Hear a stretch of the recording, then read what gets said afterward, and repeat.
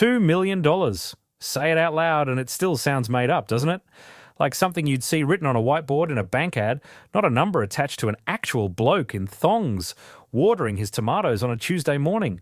But right now, today, there are Aussies out there living exactly that life. Not lottery winners, not footy stars, everyday people who did the boring stuff for 30 years and ended up somewhere most of us can't picture.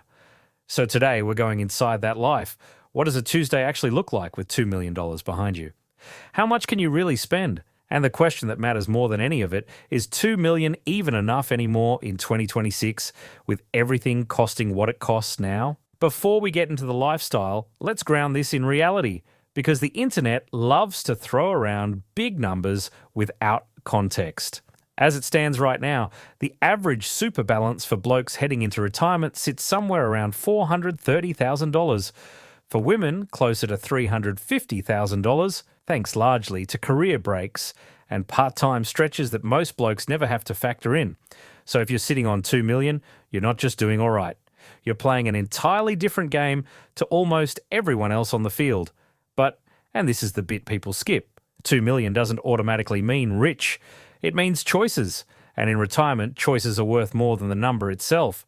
Let's actually run the numbers. Using the classic 4% drawdown rule, pull out 4% in year one, then adjust roughly with inflation. After that, $2 million spits out about $80,000 a year before tax. Now, here's the sweetener. If you're over 60 and drawing from super, that income is generally tax-free in your hands. So that $80,000 isn't a gross figure you're watching get carved up by the ATO. It's yours, full stop.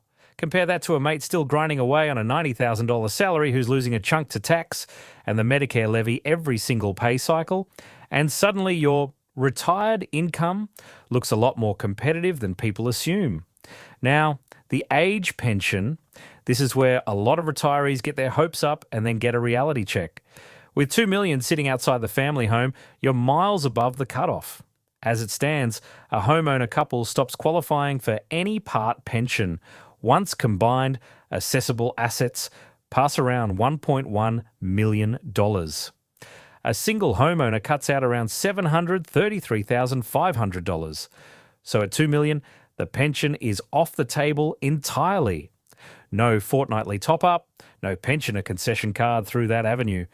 What you might still land, depending on your income, is the Commonwealth Seniors Health Card. Cheaper scripts, bulk billing incentives, a bit of relief on the medical side, even without the pension. Quick one before we keep going. Drop a comment and let me know. If you had $2 million sitting there today, would you retire right now or keep working a bit longer just to pad the buffer? Genuinely curious where you all sit on that. All right, so that's the spreadsheet version. But numbers on a screen don't tell you what Tuesday actually feels like. So let's zoom into that, assuming the mortgage is gone, because that's the whole game changer here. Oh, $500,000 on the house, and this entire picture flips. But paid off? That $80,000 is pure lifestyle money. No alarm. You wake up when your body wakes up, not when a phone screams at you. Coffee's made slowly, not sculled on the way out the door. Maybe there's a walk along the beach or round the local oval with the dog, depending which end of the country you're in. You check the portfolio, not out of panic, more like checking the footy scores. Dividends roll in from your ETFs, maybe a distribution from an Aussie shares fund or an LIC, and you don't flinch when the market has a wobbly week because there's a 2-year cash buffer sitting there specifically so you never have to sell shares in a downturn just to cover the power bill. Groceries, insurance, council rates, the unglamorous stuff eats up somewhere around $28,000 to $34,000 a year in today's prices, cost of living being what it is. Private health cover for a decent hospital plus extras package runs closer to $5,000 to $6,000 annually now, premiums having crept up the way they always do. Travel's where the fun sits. A week up in Noosa, a lap around Tassie, and every second year something bigger. Bali, or Vietnam, or a European river cruise, with a total travel spend around $13,000 to $16,000 a year. And at the end of it all, there's still money left in the account. It's not a private jet, champagne on tap kind of life. It's calm, comfortable, genuinely stress-free. And if we're honest, that's the actual dream for most people. Not the yacht, just the absence of financial dread. But before you start picturing yourself in that scenario, there's a catch nobody puts on the thumbnail. A couple of catches, actually. And one of them can quietly wreck this entire plan if you don't see it coming.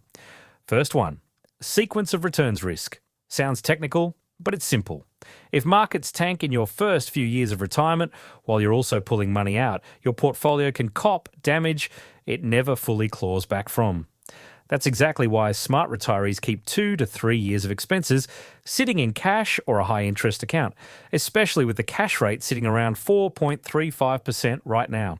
You're actually getting paid decently to hold that buffer.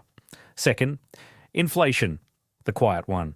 Even at a moderate 3 to 4% a year, your purchasing power erodes hard over a 25 or 30-year retirement.